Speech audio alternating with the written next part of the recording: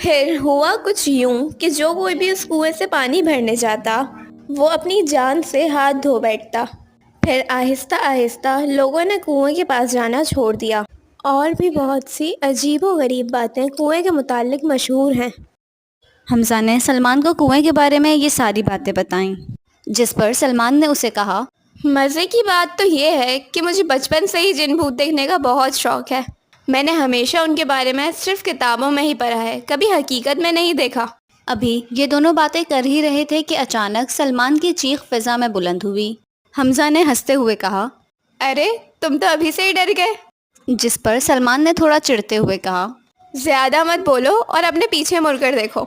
हमजा ने जैसे ही पीछे मुड़कर देखा तो वो खौफजदा हो गया।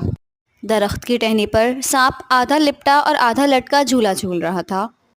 दोनों बिजली की रफ्तार से अपनी जान बचाने के लिए दूसरी जानिब भागे।